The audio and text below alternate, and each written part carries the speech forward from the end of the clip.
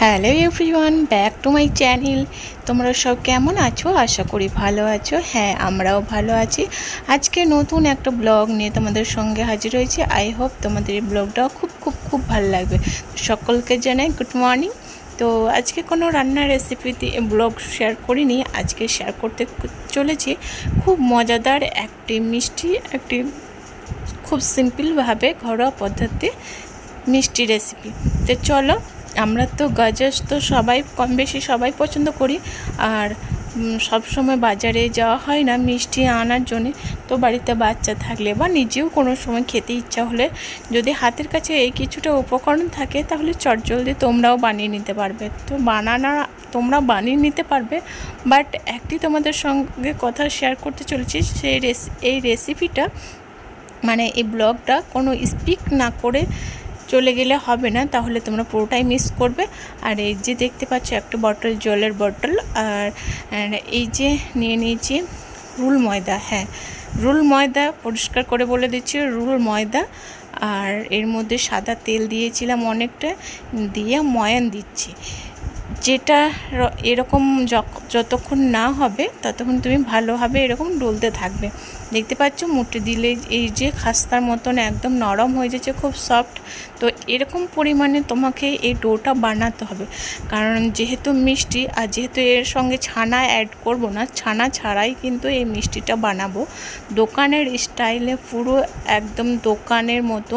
তো চলো, এই যে আমি 10 মিনিটের মতো আমি এটা ঢেকে রেখে দিয়েছিলাম, মানে ব্রেক নিয়েছিলাম।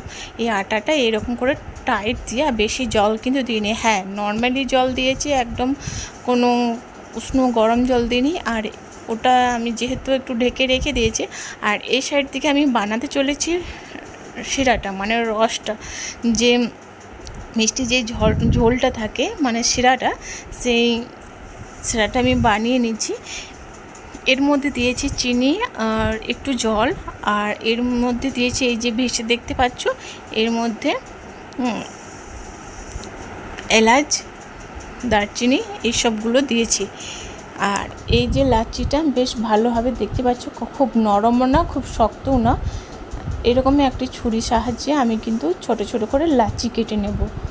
তো আমি লাচি এক হাতে ফোনে শ্যুট করছি আর এক হাতে কিন্তু তোমাদের সঙ্গে দেখাচ্ছি। অনেকটা টাফ হয়ে যাচ্ছে, বাট তোমাদের যাতে কোনো উপকার আসে সেরকম ভাবে, খুব সহজভাবে, খুব সিম্পলভাবে মিষ্টি কীভাবে বানানো যায় সেটাই তোমাদের সঙ্গে তুলে ধরছি। একটু কষ্ট করলেও ঠিক আছে, আমার কোনো প্রবলেম নেই। তো তোমরা দেখে নাও আর শিখে নাও চটজলদি। আর চটজলদি দেখার সাথে সাথে বাড়িতেও কিন্তু অবশ্যই তোমরা ট্রাই করবে। ডেফিনেটলি তোমাদের ট্রাই করে দেখবে, খুব ভালো লাগবে। তো আমার এই কটাই হয়েছে।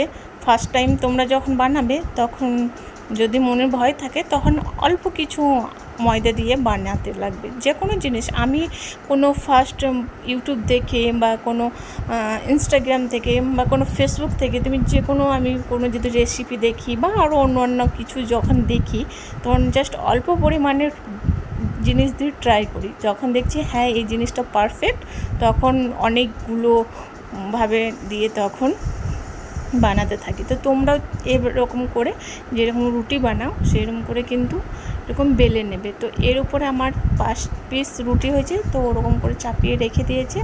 দেন এরকম করে রোল করে নেব। তো রোলটা আমি তোমাদের সঙ্গে দেখাতে পারলাম না, কারণ আমি যেহেতু ফোন ধরেছিলাম এক হাতে করে। ব্যাস, রোল করার পর এরকম করে 3 কোণের সাহায্যে ছুরির সাথে কেটে নেবে। যেরকম তোমরা শেপ দিও, তোমরা যদি গোল শেপ দিও তাহলে গোলভাবে কাটবে।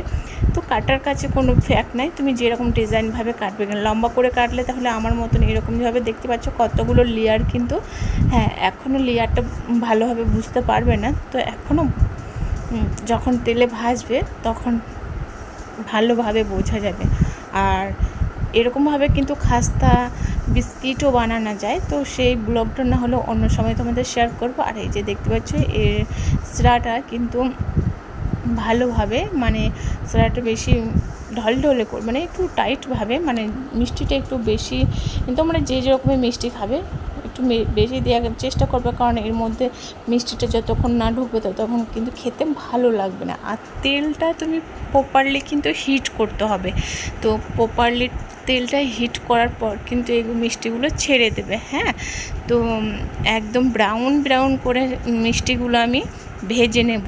যেমনটা মিষ্টি দোকানে আমরা দেখে থাকি বাট খেয়ে থাকি একদম ভাজা মিষ্টি, সেরকম কিন্তু ওভাবেই কিন্তু ভেজে তুলব। আমাদের ভাজা কাছে কিন্তু মেন কিন্তু তুমি এরকমভাবে যদি তুমি তুলে নাও, মিষ্টিটা খেতে হয়তো ভালো লাগবে না, কিন্তু দেখতেও ভালো লাগবে না।